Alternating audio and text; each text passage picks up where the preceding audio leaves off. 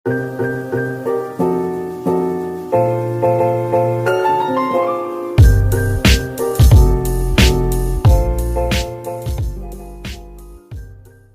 warahmatullahi wabarakatuh. Halo teman-teman, semua apa kabar nih? Semoga dalam kabar baiknya. Gimana puasa pada hari ke-20 ini?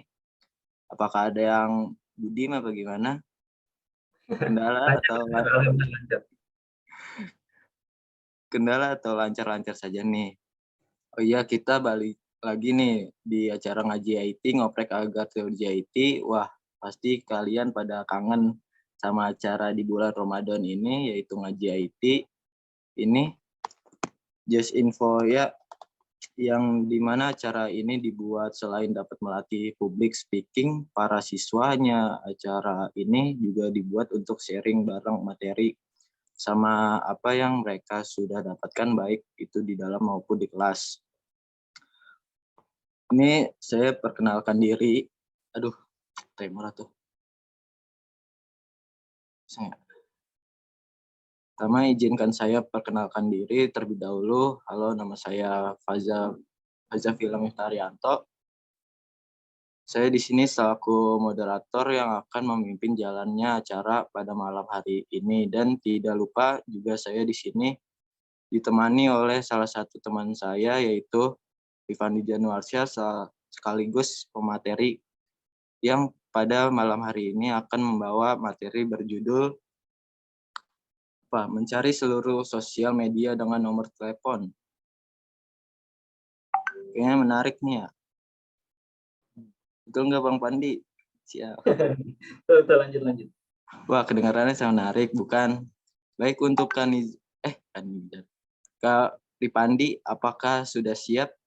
Boleh dites share screen terlebih dahulu atau tes mic tes mic terlebih dahulu untuk memastikan semua yang tidak ada kendala.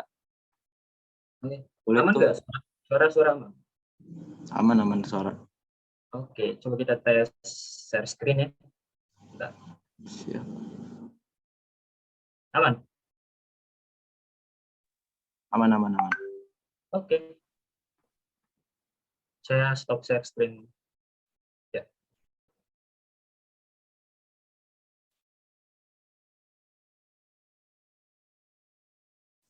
Udah aman semua? Apakah ada kendala sih? Share screen-nya belum ada, Cok. Oh, belum ada. Maaf. Sekarang udah ada? Udah. Langsung aja mungkin aja. Apa? Boleh, langsung. Boleh. Oke. Bentar. Baik, terima kasih untuk Kak Faja atas sambutannya. Oke, bismillahirrahmanirrahim. Assalamualaikum warahmatullahi wabarakatuh. Waalaikumsalam warahmatullahi wabarakatuh. Waalaikumsalam warahmatullahi wabarakatuh. Baik, pertama-tama izinkan saya memperkenalkan diri terlebih dahulu. Halo semuanya, nama saya Rifandi Januarsyah. Kalian bisa memanggil saya dengan sebutan Pandi. Saya seorang pelajar dari SMK Harapan Bangsa yang saat ini saya memasuki jurusan Teknik Komputer dan Jaringan. Saya pun memiliki hobi, yang dimana hobi saya senang mengulik atau mempelajari bahasa pemrograman yang saat ini sedang tren, baik itu JavaScript, Python, ataupun bahasa pemrograman lainnya. Dan juga saya senang bermain game sampai saya sering melakukan live streaming di berbagai macam platform ya.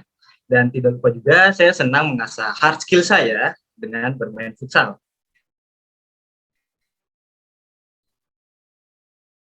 Dan ini ada beberapa media sosial saya. Yang pertama ada LinkedIn, Rifandi Januarsyah. Yang kedua di sini ada Instagram @rifandi_januarsyah, dan yang ketiga di sini ada TikTok saya.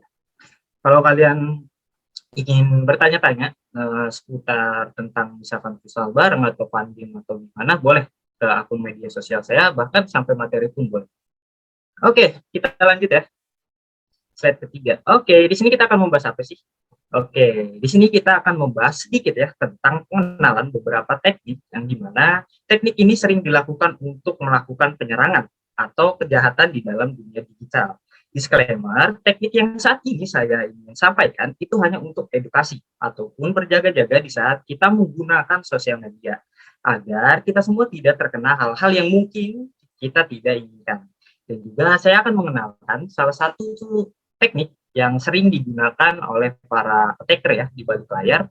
Saya akan mengenalkan salah satu tools yang menurut saya ini cukup menarik untuk dibahas. Seperti yang ada di dalam tampilan kalian di sini, itu ada tools yang bernama Phone Infoga atau Phone Number Information Gathering. Namun tidak di sini saya akan membahas phone number information gathering ini, saya akan membahasnya di next slide. Next slide ya teman-teman, bukan next episode.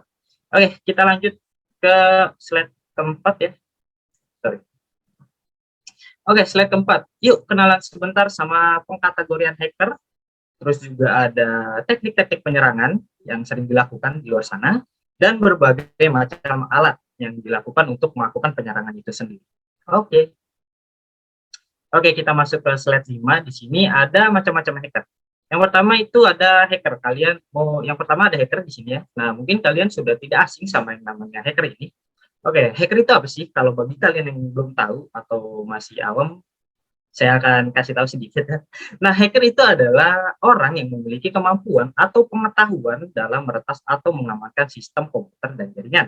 Istilah lainnya itu ethical hacker. Seperti yang saya bilang tadi, dia ini adalah seseorang yang memiliki pengetahuan dan keterampilan teknis untuk mengevaluasi keamanan sistem komputer atau jaringan dengan tujuan untuk menemukan kelemahan atau kerentanan pada sistem tersebut. Jadi dia meng-scanning untuk melakukan menganalisis kalau nggak salah. Ya, menganalisis untuk melakukan kerentanan, mencari kerentanan. Nah, biasanya hacker itu ada yang baik dan juga ada yang jahat. Nah, kalau yang baik itu seperti contoh, dia melakukan peretasan dan berhasil. Cuma peretasannya itu, yang berhasil itu dia pakai untuk mereport atau melaporkan kerentanannya yang ada di sistem yang dia retas itu biasanya dilaporin ke orang yang mempunyai website gitu, misal website ya. Nah, syukur-syukur dibalas dengan respon baik sama yang punya website karena dia udah nemuin celah keamanannya di websitenya. Dan biasanya juga si hacker baik ini dia dapat sertifikat setelah mereport hasil yang sama yang punya website. Sama seperti kalau kalian kenal Putra Aji, kalau kalian kenal ya, kalau belum tahu saya akan kasih tahu, dia adalah seorang hacker, dia white hacker ya, dia yang menemukan sistem keamanan pada situs NASA, nemuin bug hunter lah, dia sebutannya sebagai bug hunter. Dia nemuin celah-celah keamanan di situs NASA. Dan alhamdulillahnya dia juga dapat feedback baik ya dari NASA itu sendiri. Dia dikasih beberapa hadiah dan juga dia dikasih intinya hadiah gitu, sertifikat. Nah, itu sangat berguna sekarang.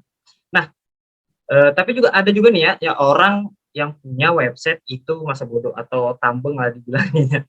Karena kenapa? Dia udah dapat info nih, misal dia udah dapat info dari hacker, woi, situs lu gua retas, situs lu dapat celah keamanannya. Nah, cuman si yang punya website ini dia malah tambeng dibilangnya. Ya udah silakan lu retas aja, lu hack aja, lu acak-acak aja. Nah, ini kadang yang membuat si hacker ini mengacak-acak websitenya. Karena yang tadinya dia baik bertujuan untuk mereport, dia baik bertujuan untuk ngasih tahu celah-celah keamanan dari website tersebut, malah dia justru sebaliknya jadi jahat karena si yang punya website ini tidak memberikan feedback baik ke yang mendapatkan ke si hacker ini. Nah, seperti itu contohnya. Begitu sedikit contoh tentang hacker. Nah, yang kedua di sini ada red team. Oke, kita masuk yang kedua ya. Yang kedua di sini ada red team. Red team ini adalah kelompok dari ethical hacker yang bertugas untuk melakukan simulasi serangan pada sistem dan infrastruktur keamanan organisasi seperti uji coba penetrasi atau penetration testing. Biasanya mereka melakukan serangan yang mirip dengan serangan yang dilakukan oleh hacker ilegal atau black hat hacker. Nanti kita akan bahas black hat ya. Oke, black hat dengan tujuan untuk menguji keefektifan sistem keamanan yang ada dan menemukan kelemahan atau kerentanan yang mungkin kerentanannya ini bisa dimanfaatkan oleh pihak-pihak yang bertanggung jawab seperti hacker yang tadi saya bilang, hacker jahat. Nah, itu bisa dimanfaatkan. Nah, seperti itu ya, red team. Dan juga di sini ada blue team. Dan di sini ada blue team. Blue team adalah hacker yang bertugas untuk melindungi sistem atau jaringan dari serangan. dengan melakukan analisis keamanan dan memperbaiki kerentanan yang terdeteksi. Jadi dia bisa maksudnya kayak melindungilah keamanan kalau sistem itu udah terdeteksi kena serangan gitu. Jadi dia yang mengamankannya. Nah, dia ini tim keamanan internal dalam sebuah organisasi yang bertanggung jawab untuk memelihara dan meningkatkan keamanan sistem dan jaringan. Tim biasanya terdiri dari profesional keamanan IT seperti administrator sistem dan analisis keamanan, memantau sistem dan jaringan serta menangani insiden keamanan. Jadi kalau emang keamanannya itu sudah website itu sudah kedeteksi, jadi dia yang akan menangani. Dan yang keberapa nih? 4. Yang keempat ada white hat ya. Nah, ini adalah hacker yang menggunakan pengetahuannya untuk tindakan keamanan dan membantu melindungi sistem ataupun jaringan. Jadi yang namanya juga white hat ya, dia jadi ethics atau ethical hacker yang melakukan hacking dengan tujuan yang baik atau ilegal. Seperti yang saya bilang tadi, dia bertujuan untuk kayak dapat celah keamanannya dan dia mereport ke yang punya website itu. Jadi white hat itu seperti itu. Oke. Nah, di sini ini lanjutan dari slide yang tadi. Di sini ada namanya grey hat. Nah, ini adalah kategori hacker yang tidak sepenuhnya jahat ataupun tidak sepenuhnya baik. Karena terkadang mereka melakukan tindakan yang tidak legal, namun bertujuan untuk membantu atau mengidentifikasi dan memperbaiki kerentanan keamanan. Ini kayak hacker apa ya namanya? Labil ya, kalau dibilang zaman sekarang tuh labil, tujuannya nggak jelas kayak atau ambigu lah seperti itu ya. Jadi dia ini nggak bisa dikategorikan sebagai white hat ataupun black hat karena dia labil, tujuannya nggak jelas. Kadang ya baik, kadang juga jahat, kadang juga dia meretas dengan cara ilegal. Cuma dia ini ngasih tahu ngasih tahu caranya ke orang yang mempunyai websitenya itu. Jadi ini kayak hacker ambigu loh gitu. Kayak nggak punya tujuan gitu. Oke, kita lanjut ke slide 7. Ya, slide 7 kalau nggak salah. Oke. Di sini ada ethical hacking. Nah, ethical hacking itu apa sih? Oke, setelah kita tadi udah kenalan sama beberapa hacker, sekarang kita lanjut ya. Oke, di sini ada ethical hacking. Nah, ethical hacking itu apa? Ethical hacking itu adalah praktik melakukan serangan keamanan pada sistem atau jaringan komputer dengan tujuan untuk menemukan kelemahan atau kerentanan pada sistem tersebut. Jadi ethical hacking ini dia melakukan scanning buat cari celah-celah keamanan seperti hacker-hacker tadi. Dia melakukan analisis gimana sih keamanannya itu istilahnya mencari bug hunter gitu. Dia menjadi bug hunter untuk mencari celah-celah keamanannya. Dan juga ethical hacking ini tujuan dari ethical hacking ini adalah untuk menemukan atau identifikasi kerentanan dalam sistem komputer atau jaringan yang dapat dieksploitasi oleh pihak yang tidak bertanggung jawab atau hacker ilegal seperti itu. Nah, bahaya ya kalau tujuannya untuk ngambil atau ngacak-ngacak sistem yang orang punya. Jadi tujuannya kayak itu tadi yang saya bilang. Oke, kita lanjut ke set 8. Nah, kita lanjut ya, sekarang kita masuk ke macam-macam jenis penyerangan dan toolsnya. Kalau tadi kita udah tahu tentang beberapa macam hacker, jenis-jenis hacker, sekarang kita masuk ke beberapa teknik-teknik penyerangan dan berbagai macam tools. Yang pertama di sini ada DOS atau Denial of Service. Ini adalah salah satu teknik penyerangan yang bernama Denial of Service. Ini adalah teknik cyber attack yang dimana teknik ini dilakukan untuk melumpuhkan salah satu server dengan harapan server itu tidak bisa diakses oleh para penggunanya ataupun pengguna lain. Teknik serangan ini bisa dibilang teknik yang sangat powerful. Kenapa bisa dibilang sangat powerful? Ya karena dia bisa melukai salah satu infrastruktur dari salah satu organisasi. Sebab itu teknik ini bisa dibilang tipikal serangan yang sangat berbahaya dan mematikan. Karena kalau sampai kena di salah satu perusahaan yang memang core-nya itu berbasis internet, teknik ini sangat merugikan. Bahkan kerugiannya itu bisa sampai jutaan dolar. Nah, untuk melakukan teknik serangan ini biasanya dia menggunakan aplikasi yang menjadi pelontar serangan. Salah satu yang terkenal sekarang itu Lois. Lois itu Low Orbit Ion Cannon kalau nggak salah. Ya, betul. Nah, tools ini digunakan oleh para grup attacker anonymous untuk melakukan serangan. Cara kerja dari tools ini, dia tinggal ngisi URL targetnya dan jadi log. Nah, langkah keduanya dia tinggal pilih tipe apa sih yang pengen digunakan untuk melakukan penyerangannya. Apakah dia ingin menggunakan HTTP, TCP, ataupun UDP. Dan attacker itu tinggal men-setting untuk seberapa sering kita nge-hit servernya sampai server itu down. Sangat mudah digunakan tools ini ya, tools Lois ini sangat mudah digunakan, cuma dia juga memiliki kekurangan, yaitu dia tidak bisa menyembunyikan IP source-nya sendiri. Meskipun di belakangnya dia memakai proxy atau pengaman lain. Jadi tetap hati-hati kalau kita atau kalian ingin menggunakan tools ini, karena tools ini bisa kelacak IP. Kecuali kalau kita emang melakukannya di Eropa Timur, di Rusia, ataupun di berbagai daerah lainnya, kemungkinan kita bisa aman. Tapi itu juga tidak menjamin keamanannya, karena kalau kata siapa ya, Benjamin, kalau kalian tahu yang ada di film Huami, dia bilang tidak ada sistem yang aman. Jadi semua bisa diretas seperti itu. Oke, yang kedua di sini ada teknik social engineering nih. Lanjut ya, kita ke teknik yang kedua, ada social engineering. Mungkin kalian semua sudah tidak asing sama teknik ini, saya akan menjelaskan sedikit deh ya, teknik ini. Yang dimana social engineering ini adalah salah satu teknik psikologi yang digunakan untuk memanipulasi seseorang ataupun sebuah kelompok orang agar semua melakukan sesuatu tindakan yang bertujuan untuk memberikan informasi yang memang seharusnya mereka nggak boleh berikan tuh. Nah, seperti yang sedang ramai diperbincangkan kemarin ya di beberapa platform Instagram, WA yang ada di Depok, Info Depok ataupun beberapa platform lainnya, itu tentang tentang sebuah undangan pernikahan yang berbentuk digital. Yang dimana orang yang menerima undangan itu diharuskan untuk mengklik undangannya, dan mereka nggak tahu di dalamnya itu bukan sebuah undangan, melainkan sebuah malware. Kalau dia nggak tahu itu dalamnya sebuah malware. Nanti saya akan menjelaskan sedikit juga tentang malware. Nah, kita lanjut.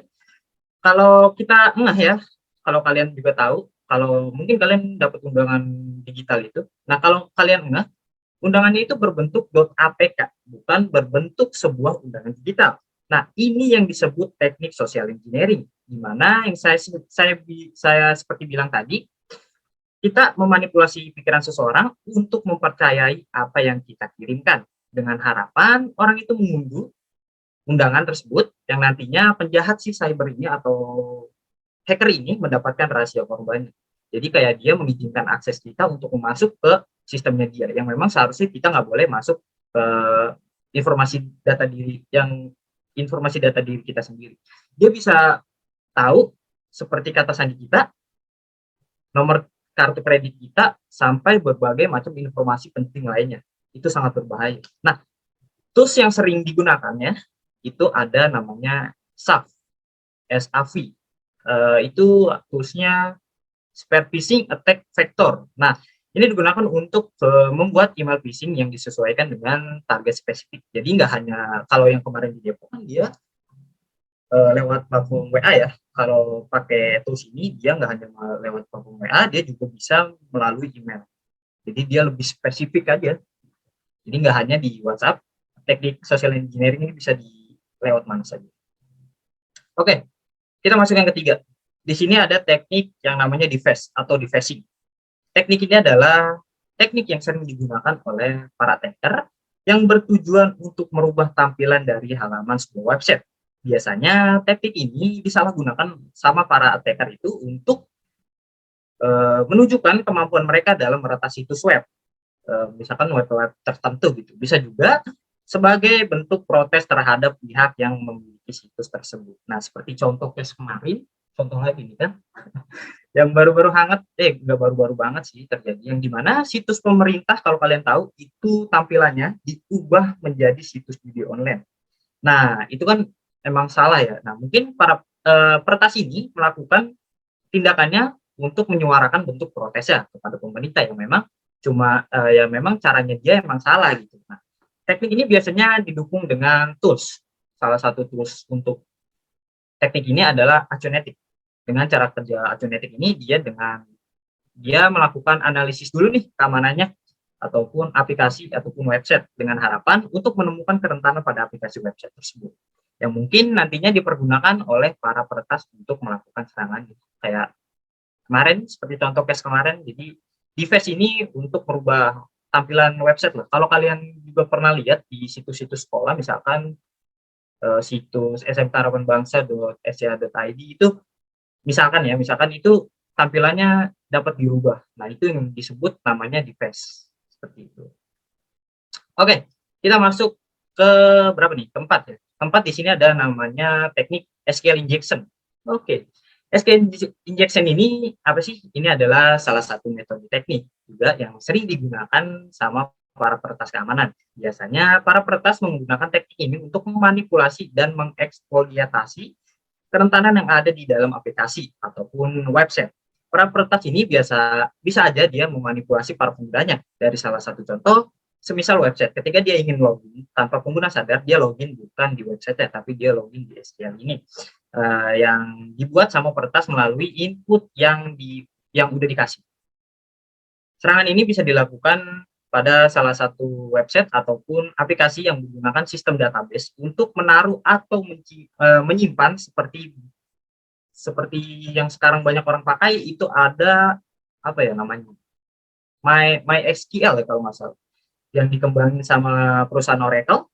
Nah, terus juga ada SQL Server. Nah, penyimpanan yang kayak gini yang sering diserang sama peretas buat ngelakuin kejahatannya.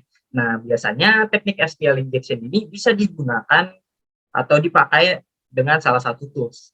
Toolsnya itu apa? Toolsnya itu seperti yang ada di tampilan kalian, itu ada yang namanya SQL Map.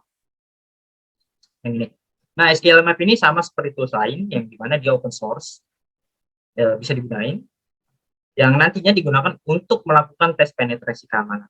Jadi dia melakukan scanning karena dia bisa mencari titik keamanan atau kerentanan yang ada di aplikasi maupun di website. Nah, kemungkinan besar ya si penyerang ini bisa mengambil alih sistem besar database. Jadi memang bahaya banget kalau udah masuk ke sistem database-nya dan si yang punya database ini tidak membackup data-datanya itu sangat bahaya sekali. Nah, kurang lebihnya seperti itu penjelasan dari beberapa teknik dan juga beberapa tools. Sebenarnya masih banyak lagi ya teknik-teknik seperti phishing sama kayak social engineering, dan juga brute force dan lain-lain itu juga banyak. Dan tools-tools open source di luar sana juga banyak yang mungkin kalian bisa gunain. Cuma saran saya jangan sampai disalahgunakan karena kita meretas itu juga ada etikanya, ada peraturannya, sekarang juga ada undang-undang. Oke, kita lanjut ke slide yang berapa nih? 9 ya kalau nggak salah. Oke, nah sekarang kita lanjut ke slide yang 9 ya. Tadi kan saya sedikit singgung tentang malware. Malware itu apa sih? Yang masih hangat kemarin di Depok itu kan yang saya bilang tadi. Oke, saya akan bahas sedikit ya. Malware ini adalah jenis program komputer yang dirancang untuk merusak, mengganggu, atau mencuri data dari sistem komputer ataupun jaringan tanpa izin dari pemiliknya.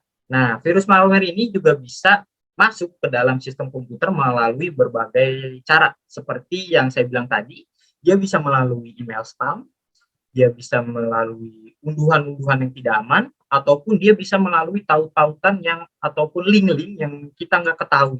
Jadi virus ini bisa masuk dari celah-celah kayak kelalaian kita sendiri.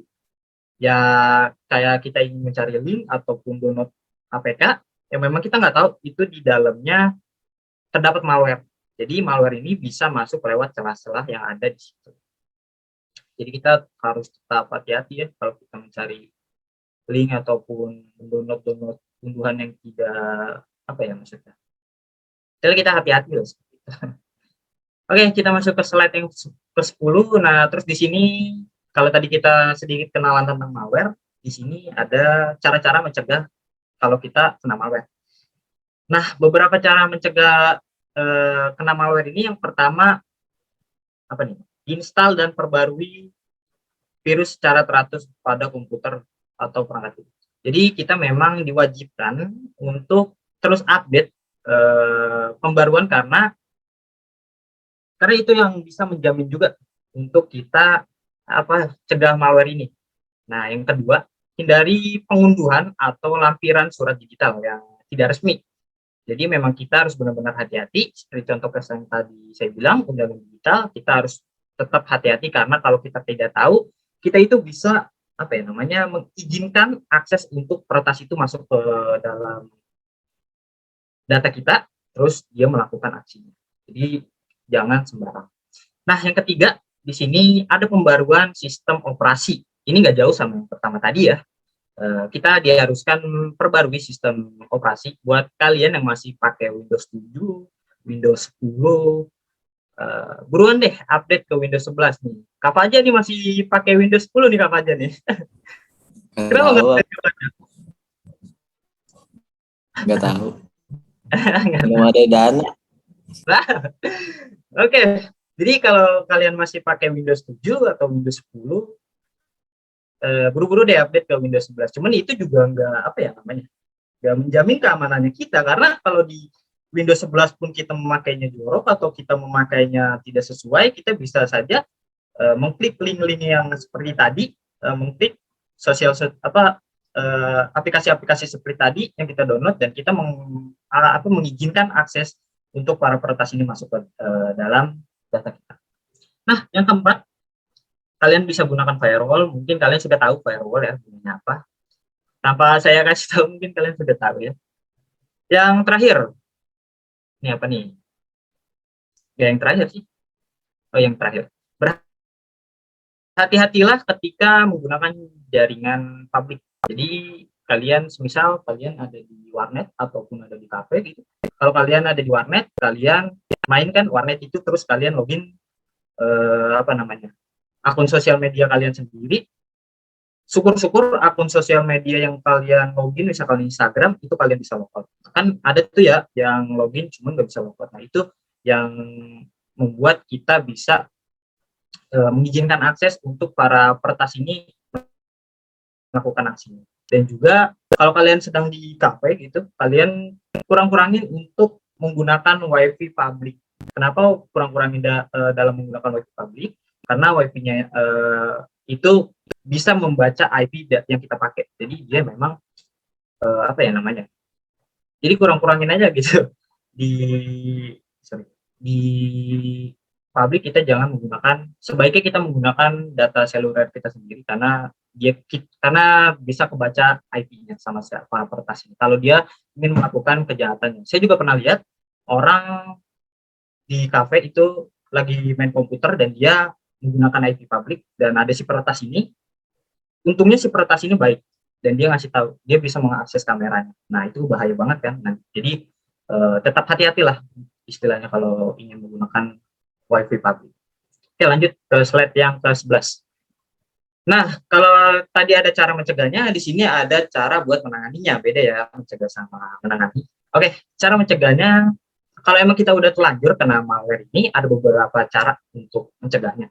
Yang pertama, matikan komputer atau perangkat yang terkena virus. Kemudian mutus koneksi internet. Nah, kalau kita tahu kita udah kena malware ini, buru-buru deh kita buat matiin perangkat yang kena. Terus juga jangan lupa untuk kita memutuskan sambungan internet. Misal kayak kita nyambungin ke wifi home ataupun wifi lainnya, kita putusin supaya tidak menyebar luas ke perangkat-perangkat yang kita punya. Nah, yang kedua, melakukan pemindaian sistem secara menyeluruh untuk memastikan bahwa virus malware itu terhapus. Jadi kita bisa melakukan pengecekan ataupun scanning ataupun analisis yang biasanya kan ada ya virus yang di-download itu berbentuk aplikasi. Nah, di tampilan emang nggak ada aplikasi atau nggak muncul. Cuma di dalam filenya itu kita bisa cek-cek. Biasanya dia ada di dalam file. Kalau syukur-syukur ketemu dan kita bisa hapus. Seperti itu. Jadi ya memang virusnya itu nggak kelihatan di tampilan, aplikasinya nggak kelihatan di tampilan, cuman dia ada di dalam file. Makanya kita sering-sering melakukan pengecekan atau pemindaian sistem. Oke. Yang ketiga, apa nih yang ketiga? Ubah akun password Anda dan pastikan password tersebut tidak sama ke berbagai sosial media lain. Nah, ini juga nih sebenarnya boleh-boleh aja sih kalau kalian punya beberapa sosial media, dan paspornya itu sama, itu boleh-boleh saja, cuman itu tidak disarankan. Karena kenapa? Karena ya kalau terkena satu itu bisa kena semua. Dan juga kalau saya pribadi, saya setiap sebulan sekali ataupun 3 minggu sekali saya selalu mengganti password akun media sosial saya, baik itu Instagram ataupun Facebook. Saya nggak main Facebook ataupun Twitter lah istilahnya. Saya setiap sebulan sekali pasti saya rutin untuk mengganti password saya. Kalau untuk apa aja gimana nih? Ubahnya kapan? Apa-apa? Ubah apa? Kalau berubah password seminggu sekali apa gimana? Setiap hari kayaknya deh. Setiap hari. Oke, nah yang terakhir di sini ada backup data. Nah, ini penting juga nih yang saya bilang tadi. Karena kalau kita udah kena malware ini, dan si peretas ini mengambil data kita, kita udah nggak panik kehilangan data, karena kita udah backup datanya. Jadi kayak kalau kita punya skripsi, kita jalan di skripsi, terus dia masuk, dia ngacak-ngacak skripsinya, kita udah nggak panik, ya udah acak-acak aja, orang backup datanya udah ada di gua gitu. Jadi kita memang tidak panik. Oke, kita masuk aja, kojak sih. Teman-teman, kita masuk ke slide yang ke-12.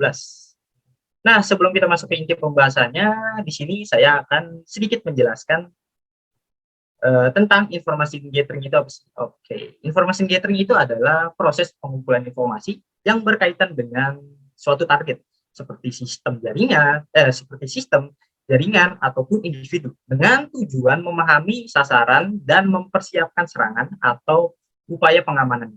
Nah, informasi yang dikumpulkan dapat mencakup informasi publik seperti informasi yang tercantum di situs web, profil media sosial, dan juga direktori publik, sampai informasi yang mungkin lebih sensitif seperti informasi pribadi pengguna ya, seperti username, password, dan mungkin juga konfigurasi jaringan. Oke, kita masuk ke slide yang ke-13. Nah, kita sekarang masuk ke inti pembahasannya ya, yaitu mengenai tools Pon-Infoga yang saya infokan tadi, yang saya sudah bilang tadi.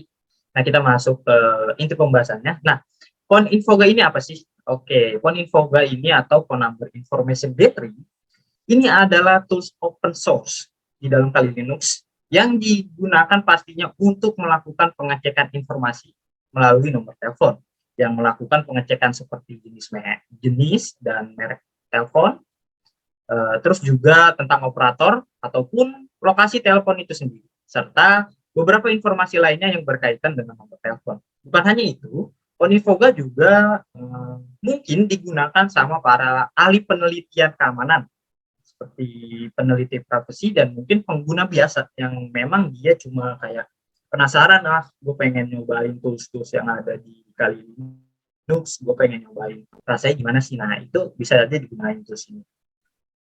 Nah, Pon-Infoga ini juga udah secara default ada di dalam Kali Linux. Saya suka Kali Linux seperti itu karena dia sudah mensupport beberapa tools udah kayak di Windows. Sebenarnya Windows juga support sih, cuman nggak terlalu. Bukan cuma dipakai di Kali Linux ataupun di laptop. Kalau bagi kalian yang tidak punya laptop, Pon-Infoga ini juga bisa digunakan lewat handphone dengan salah satu software aplikasi yaitu Termux yang bisa kalian download di Play Store, ataupun mungkin kalian dari kalian ini udah beberapa mencoba ya. Nah, itu Pon-Infoga.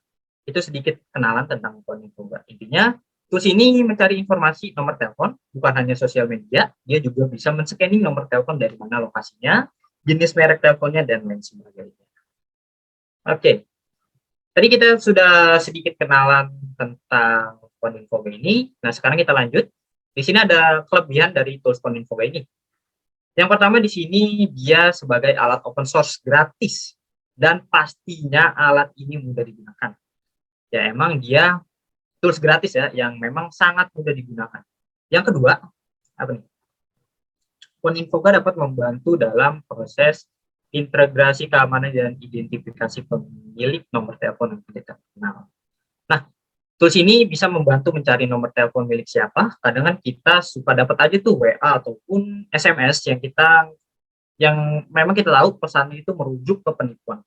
Nah, salah satu cara buat tahu dia ini siapa itu bisa menggunakan Pon-Infoga ini. Ataupun di handphone sekarang sudah ada ya memakai namanya Get Contact. Cuman itu mungkin kalian nggak asing sama Get Contact. cuman itu dia nggak sepenuhnya mendapatkan informasi yang valid karena dia cuma membaca orang-orang tuh nge-save nomor gitu namanya siapa. Jadi seperti itu.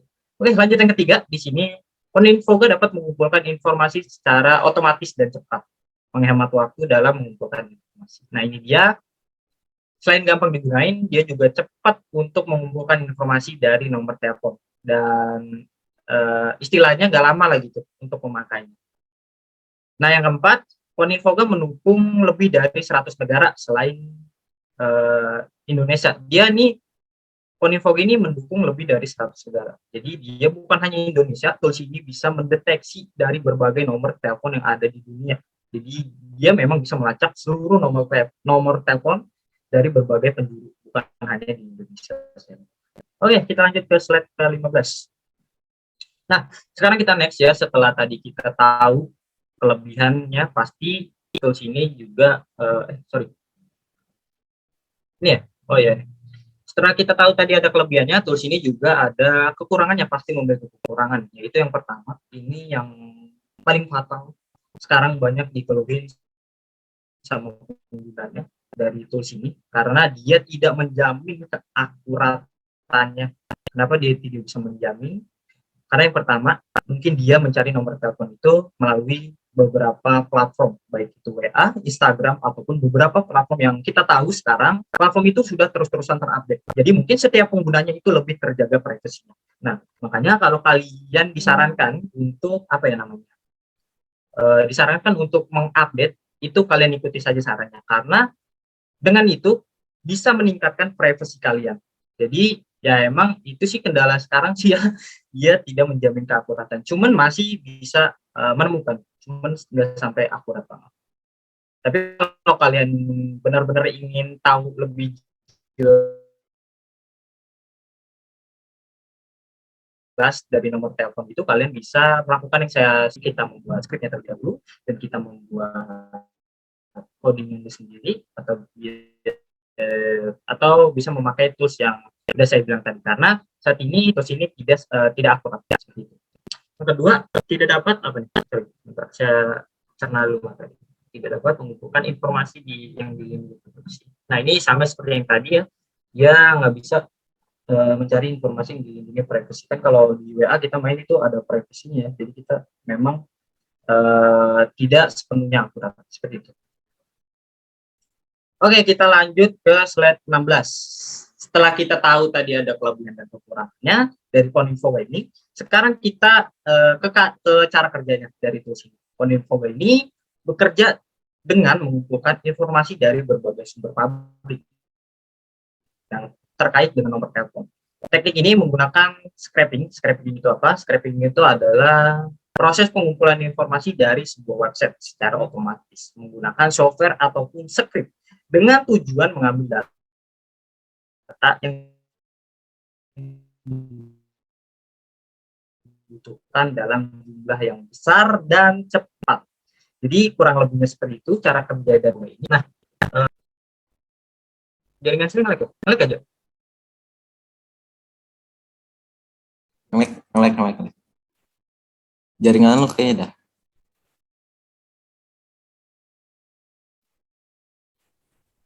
Apa masih nyambung? Oh, masih ngelag ya? Masih ngelag? Masih.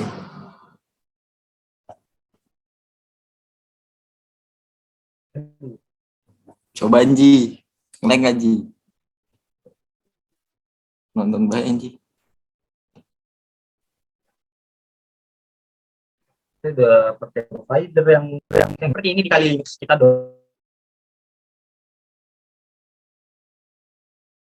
download software terlebih dahulu, terus kita jalani perintah komen yang kita komen.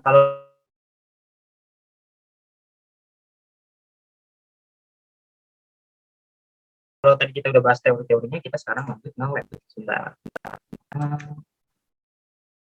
Mana ya? Bentar ya.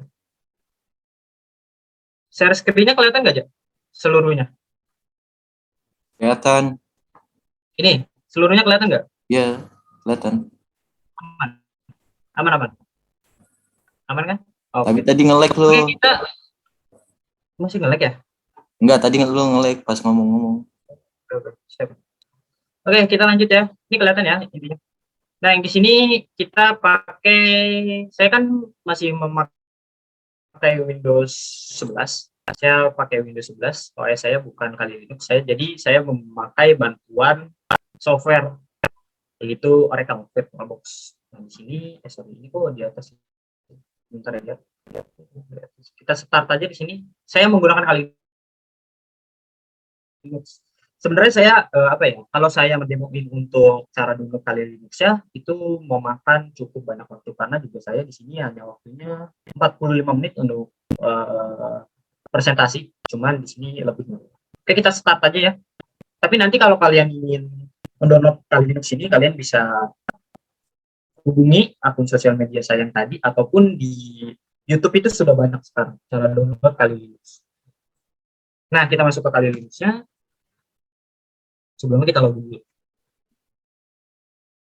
Ini OS icon saya ya. Jadi saya kalau gabut main Windows, saya gabut masuknya ke sini. Saya login dulu sebentar. Tampilan aman. Apa aja? Apaan?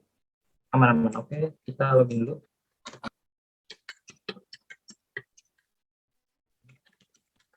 Saya login, wah, passwordnya panjang ya. Nah, alhamdulillah bisa. Oke, nah kita udah masuk di Kali Linux. Misalkan kalau di Windows nih, bagi kalian yang belum tahu, kalau di Windows tampilannya gampang ya, nih GUI semuanya kelihatan. Tapi kalau di Kali Linux ini enggak, dia berbasis perintah. Nah, kita langsung aja. Kalau saya biasanya menggunakan root nih. Kalau kalian di sini root terminal, kalian juga bisa sih menggunakan ini. Cuma saya lebih suka menggunakan root. Jadi saya masuk ke rootnya dulu, saya masuk ke akun saya lagi. Oke. Nah, kita udah masuk ke sini, terus kita yang pertama, langkah pertama tadi kita download Koninfo-nya terlebih dahulu kan ya. Kita masuk ke Firefox. Kan kalau di Chrome, kalau di Windows itu ada ya yang namanya Google Chrome, ada Firefox juga ada sih, Microsoft XD itu untuk melakukan pencarian. Kalau di Kali Linux sini kita pakainya Firefox. Kita langsung aja cari keywordnya itu font infoga.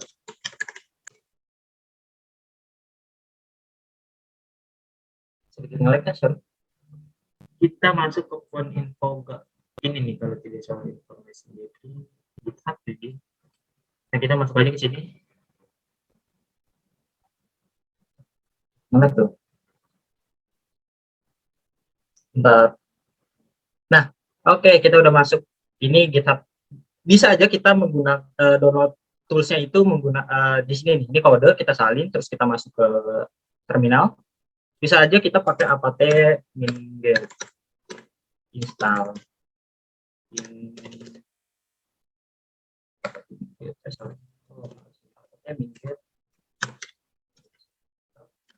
Terus kita salin apa namanya, salin yang tadi kita copy nih Koninfo-nya, terus kita enter. Itu bisa aja, cuman nggak disarankan untuk pengguna yang masih awam karena nggak ada tutorial.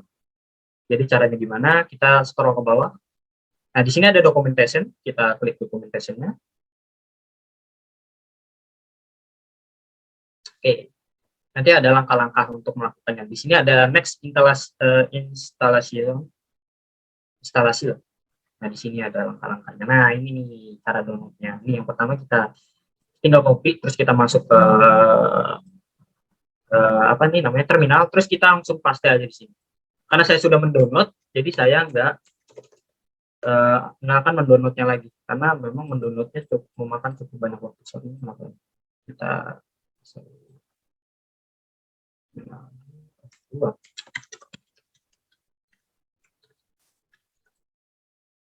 nah, udah masuk lagi. Seperti ini cara mendownloadnya kalau kalian ingin mendownload tools ini. Download Chrome dulu, terus ini install, sudo install Koninfo. Terus ini ada beberapa perintah-perintahnya. Kalau kita ingin mengetahui Koninfo versinya berapa, kita bisa pakai perintah ini coba ya kita copy, terus kita masuk ke terminal. Saya pakai Poninfoga versi berapa? Kita cek enter. Kalau saya di sini pakai versi berapa nih? 2.10.4. Saya memakai versi segini. Terus juga perintahnya apa lagi? Di sini install. Oke, ini perintah-perintahnya. Nah, labnya sederhana, nggak memakan cukup banyak waktu. Langsung saja kita ketikkan namanya.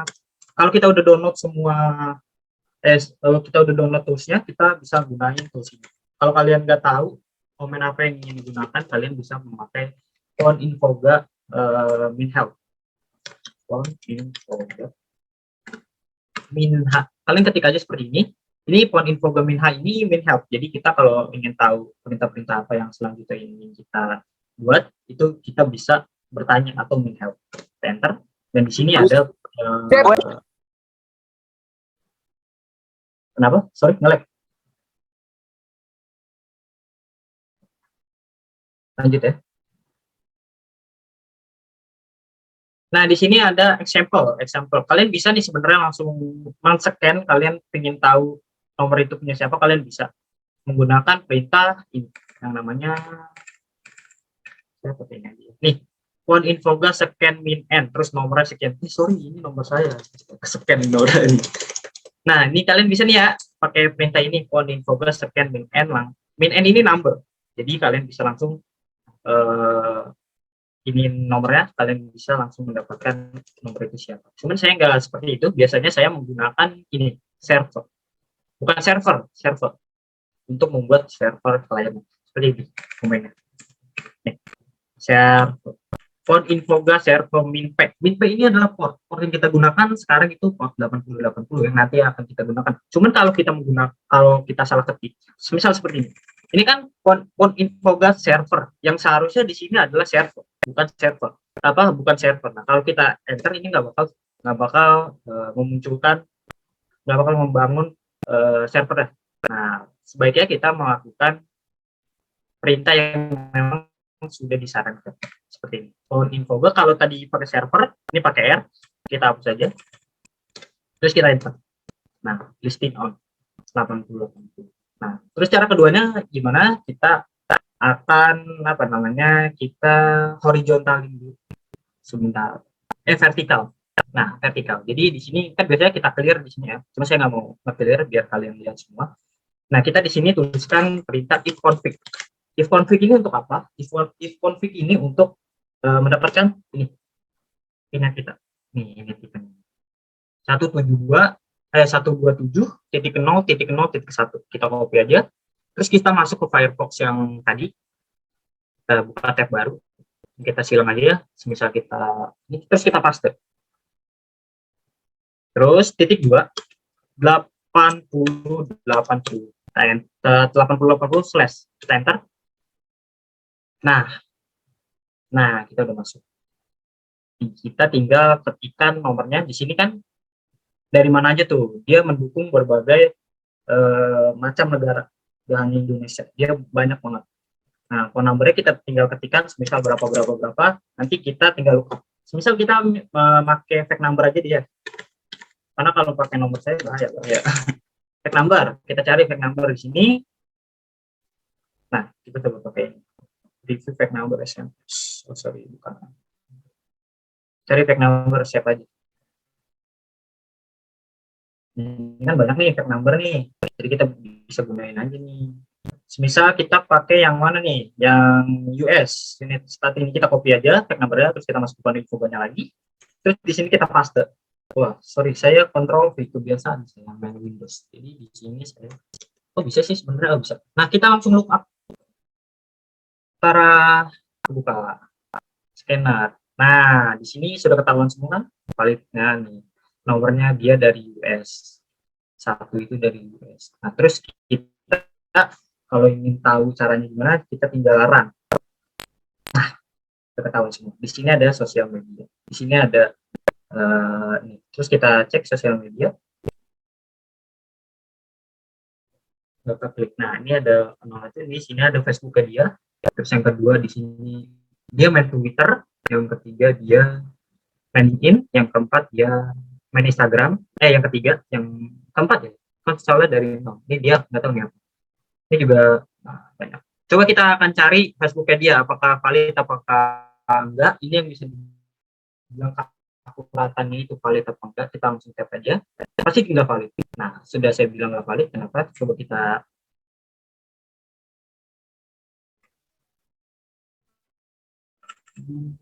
nomornya kita 3 nomor, enter. Pasti nggak valid. Apakah valid? Nah, nggak valid kan? Nah, ini yang saya bilang tadi. Dia tidak sepenuhnya valid karena Facebook ini mungkin terus-terusan terupdate. Terus gimana? Terus kita misalkan cari Twitter. Nah, Twitternya ini apakah valid? Nah, kalau Twitter masih valid nih. Coba kita cek ya, kita dapat nih nomor fake number orang nih. Kita klik.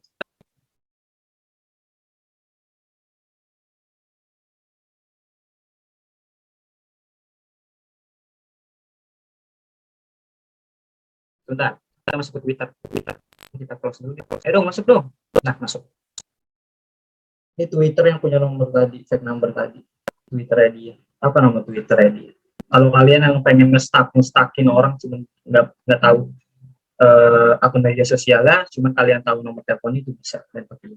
Nah, ini Twitter tadi. Cuma emang nggak sepenuhnya valid yang saya bilang tadi. Saya nggak login ya, karena kalau login juga bahaya di sini. Nah, ini Twitter aja, kita review sedikit. Tuh. Jadi memang ada valid, ada enggak. Terus juga di sini ada kita cek linknya apakah masih valid. Nah, kan sudah saya bilang sudah.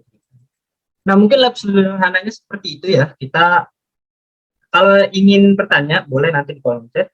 Kita balik ke slide-nya dulu. Apa aja slide-nya aman nggak? Ininya aman nggak? Maksudnya sorry. Aman, masih aman. Aman ya? Masih aman kah? Masih. Oke, kita masuk ke slide-nya. Sebelum saya mulai sesi tanya jawabnya, saya terima kasih dulu. Besar terima kasih untuk Kak Limbron selaku guru saya, selaku mentor saya yang membuat saya berani tampil ada di sini, yang memberikan saya wadah untuk tampil yang ada di sini. Terima kasih untuk Kak Limbron, dan di sini juga ada beberapa akun media sosial beliau, ada Instagram beliau, alinux.id, ada websitenya, beliau juga punya website yaitu Alimber. Terima kasih banyak untuk Kak Ali, dan juga saya tidak lupa untuk berterima kasih untuk Kak Adnan, spesial terima kasih untuk Kak Adnan karena dia mentor saya selama ini. Dia yang ngajarin saya, dia juga yang mengevaluasi kalau saya salah, meskipun Kak Ali juga mengevaluasi. Jadi sama-sama ini mentor saya banget gitu. Jadi besar terima kasih untuk Kak Adnan. Di sini ada Instagramnya, boleh. Wah, sorry Kak, saya sepil Instagram. Terima kasih untuk Kak Adnan, dan juga terima kasih untuk Kak Limbron. Mungkin itu sih Pak aja dari saya. Terima kasih teman-teman. Wassalamualaikum warahmatullahi wabarakatuh. Selebihnya saya kembalikan ke Pak Jem, ke moderator. Terima kasih. Ya, terima kasih ya buat Karipandi sebagai materi. Ini selaku gimana ya? Apa, ayo. Ada pertanyaan kah? Kalau ada pertanyaan boleh di kolom chat. Ya, selanjutnya ya, acara yang selanjutnya yaitu sesi tanya jawab. Bagi kepada peserta yang ingin bertanya boleh menunggu raise hand atau boleh bertanya melalui kolom chat. Boleh bertanya, silakan. Saya tunggu ya pertanyaan. Boleh bertanya di kolom chat ya. Ada nih Kak Pandi nih. Apa? Pertanyaan apa? Izin bertanya Kak, saya pernah dengar tentang serangan DDoS. Itu sama kayak serangan DOS yang Kak sebutin tadi atau bedanya? Hah? DOS. Ada kan? Patah-patah kan? Patah-patah Kak? Patah-patah. Apa tadi pertanyaan? Izin bertanya Kak, saya pernah dengar tentang serangan DDoS itu sama kayak serangan DOS yang Kak sebutin tadi atau beda ya? Oke, terima kasih pertanyaannya. Saya lupa lagi tadi menerangin untuk serangan DDoS ini. Oke, jadi saya terangin di sini lagi ya, Pen. DDoS ini itu nggak sama sama DOS. Saya akan jelaskan. Kalau DOS itu kan denial of service. Nah, kalau DDoS ini adalah distribute denial of service. Sebenarnya ini bisa dibilang sebenarnya ya ini apa namanya? Dia bisa dibilang dua jenis serangan yang berbeda. Tapi meskipun keduanya dibilang serangan yang berbeda, bukan berarti, tapi dia memiliki tujuan yang sama, yaitu untuk membuat layanan atau situs web itu nggak bisa diakses sama penggunanya. Kalau serangan DOS ini seperti yang saya bilang tadi, dia ngelakuin serangannya dengan cara mengirimkan banyak permintaan ke server secara bersamaan. Sedangkan di DOS ini dia melibatkan pengguna komputer lain yang terkoneksi internet untuk mendistribusikan secara geografis atau bootnet untuk mengirim permintaan ke server secara bersamaan sampai server itu nggak bisa memproses permintaannya. Dan yang paling fatal ya layanannya juga nggak bisa sampai nggak tersedia. Nah, DDoS ini jenis serangan yang lebih sulit diatasi karena kenapa? Serangan ini datang dari berbagai sumber yang berbeda. Seperti itu. Istilah singkatnya seperti ini. Kalau DOS itu nyerang server sendirian, cuman kalau DDoS itu nyerangnya rame-rame, cuman tujuannya dia sama. Seperti itu. Ada lagi?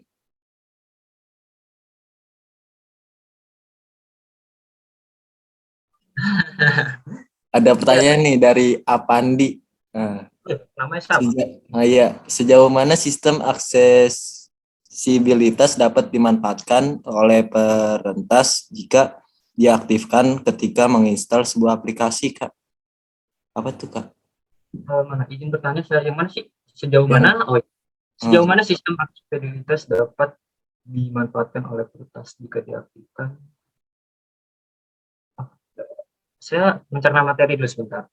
Sejauh mana sistem aksesibilitas dapat dimanfaatkan oleh perentas jika sejauh yang dia mau. Jadi kalau emang dia mengaktifkan atau menginstal sebuah aplikasinya, kalau dia pengen, karena kan apa ya, dunia digital ini luas. Karena kalau dia yang ingin dia mau aja sih, benernya. Kalau dia pengen mau sampai dalam-dalam banget, dia bisa. Seperti itu. Ada lagi?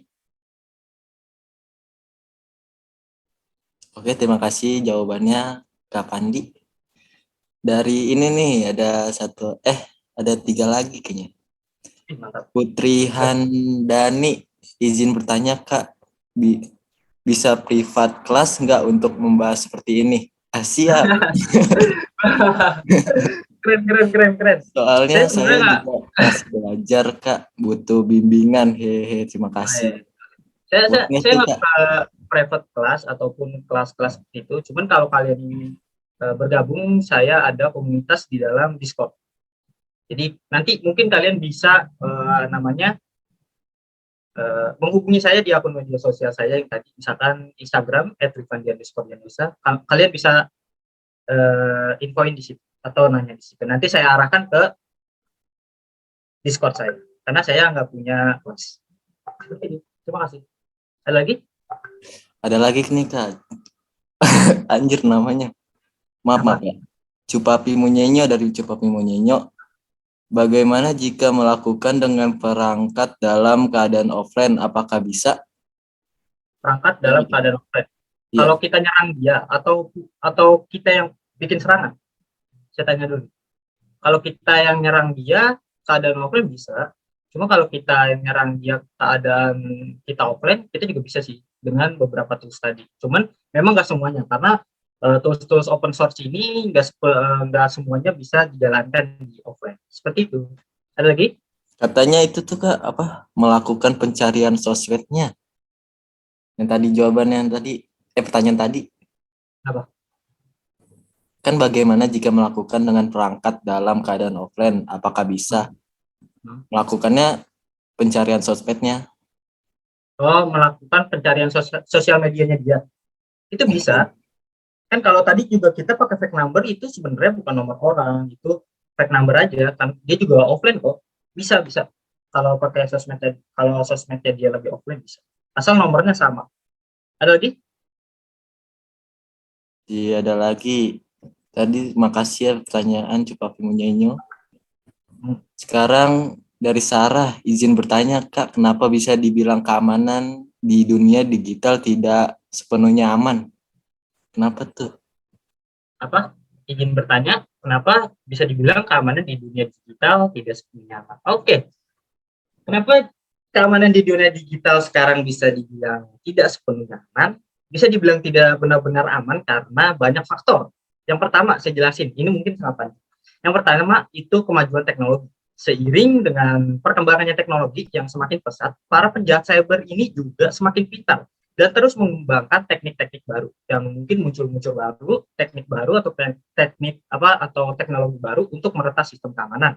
Nah, yang kedua itu ketergantungan pada teknologi. Nah, sekarang kan semakin banyak ya orang ataupun organisasi yang mengandalkan teknologi untuk melakukan bisnis, berkomunikasi, ataupun menyimpan data penting. Nah, hal-hal seperti ini yang bisa membuat mereka menjadi lebih rentan terhadap serangan cyber. Yang ketiga, kurangnya kesadaran akan keamanan cyber. Nah, banyak pengguna internet yang sekarang nih, saat ini sekarang, kayak Fajar contohnya, contoh aja, contoh sekarang ya, dia tidak memahami resiko keamanan cyber dan dia nggak memperhatikan praktik keamanan yang baik. Seperti dia nggak menggunakan kata sandi yang kuat, terus juga dia nggak memperbarui perangkat lunak seperti yang saya bilang tadi di slide, dan banyak lain sebagainya. Nah, yang terakhir, ini human error tahu ataupun kesalahan manusia itu sendiri. Seperti dia lupa naruh handphone atau asal naruh handphonenya yang dia tahu di mana handphonenya itu dia nggak kunci kata sandi. Nah, ini yang bisa dibilang lalai. Jadi orang lain bisa sangat mudah mengakses perangkat kita. Jadi nggak ada sistem keamanan yang aman. Dan juga kita lupa akan melakukan kesalahan. Misal kita memberikan informasi pribadi ke orang yang salah, atau kita mengklik link phishing yang seharusnya memang kita tidak klik link tersebut. Nah, itu yang bisa membuat orang lain sangat sangat mudah mengakses dari celah-celah kelalaian kita sendiri. Maka dari itu, kenapa tidak sepenuhnya aman ya karena itu. Begitu. Ya, terima kasih jawabannya Ya, Kak Pandi. ya sama-sama. Sekarang dari Iki nih. Oh iya Kak, saya ingin bertanya lagi. Saya kan pernah nyoba salah satu tools, yaitu tools Seeker.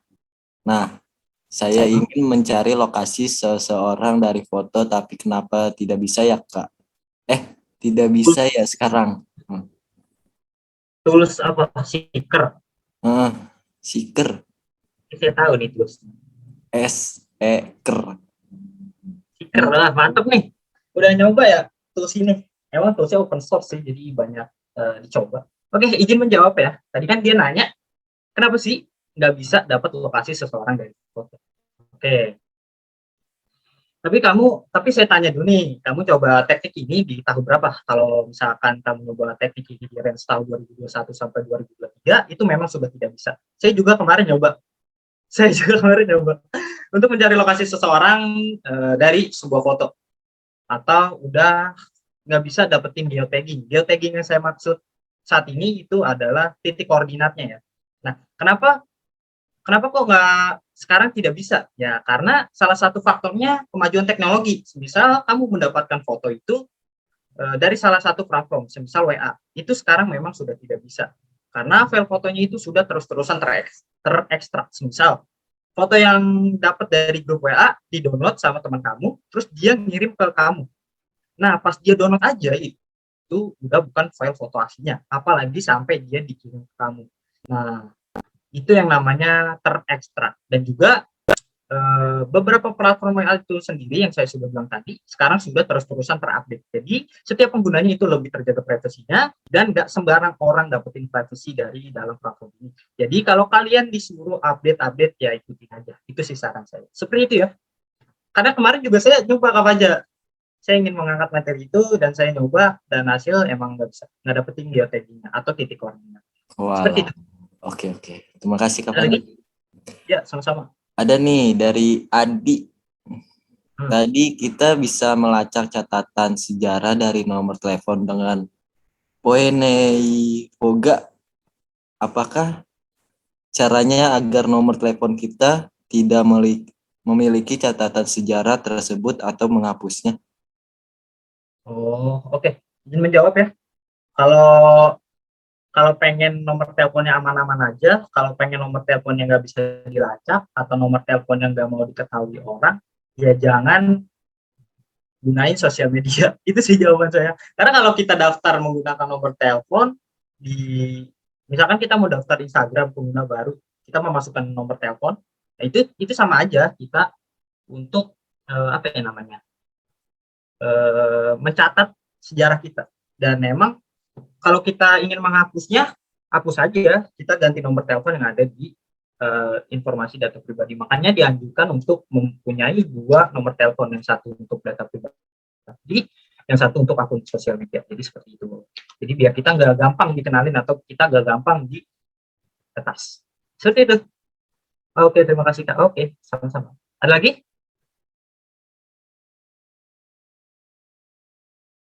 Kak, Sorry. apa aja ini? Mic-nya. Ini ada dari Papa Zola. Izin Boleh. tanya Kak, download APK mod itu bahaya nggak ya? Oh, bahaya banget. Apalagi sekarang kalau kalian download aplikasi ini. Aplikasi apa ya namanya?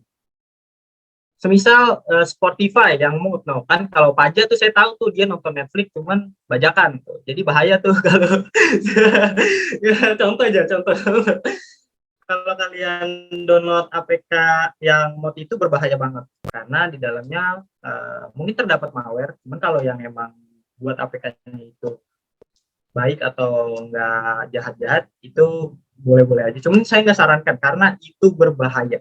Mood itu. Mending yang legal-legal aja deh. Kalian berbayar, cuman kalian juga keamanannya terjamin seperti itu. Ada lagi? Wah, oke. Wah, oke. Makin marah sama nomor telepon sendiri. Iya, makasih. Siap-siap. Kayaknya udah nggak ada lagi nih ya. Ada yang masih Ada lagi nggak? lagi. Satu lagi ya. Ya, boleh. Satu lagi deh. Ada Buat nih Tuhan. dari Apandi lagi. Boleh. Ngemod APK sendiri lewat bongkar kode Buat Gmail kali ya? Smile. Smell apa? Smiley. Email. Smell, Emailnya. smellnya. Bukan emailnya. Udah Nah tuh. itu Atau injection ke akun. Gimana tuh maksudnya? Nggak ini. nggak mudeng. Hmm. Ngemod aplikasi sendiri lewat bongkar kode emailnya mudah tuh. Atau injection akun. Gimana tuh, saya nggak paham pertanyaan. Oke Kak Fajar, mungkin udah overtime banget nih. Gimana Kak Fajar? Udah Oh, 10 udah lewat overtime ya? 12 nih. Udah Udah capek ya, overtime Mas? parah nih. Mungkin kalau bagi kalian yang oh dia ngasih tahu ya boleh. Nih, saya kasih tahu aja ya. Yang bagi kalian yang mau bertanya lagi bisa di sosial medianya Kak Bisa Ipandi intip. selaku pemateri ini. Nah, sekali lagi terima kasih untuk Kak Ripandi Januarsya dan teman-teman sekalian yang sudah menyempatkan hadir pada acara ngaji IT malam ini. Ya, reminder untuk terus selalu mengikuti acara ngaji IT selama bulan Ramadan ya. Karena kita akan mendapatkan materi-materi yang sangat menarik seperti pastinya. Oh ya, ada sesi foto ya untuk Oh teman-teman. iya benar, ada sesi foto. Teman Ini ada boleh satu kita pertanyaan nih open Kak. kamera nih. Nanti dikip aja ya, Kak, bisa ditanyain di Nah, ya, Instagram saya. ya. Tapi kalau nanyain komennya doang sih itu sama komennya, nggak beda. Seperti itu, jawabannya cukup mudah. Oke, boleh. Kita ada sesi foto. Tuh. Wah, foto dari apa? Screenshot nggak bisa Kak aja. Ayo, Laptop saya ayo jelek, open Mas. kamera semuanya, ayo open kamera. 1, 2, kita foto. Sabar.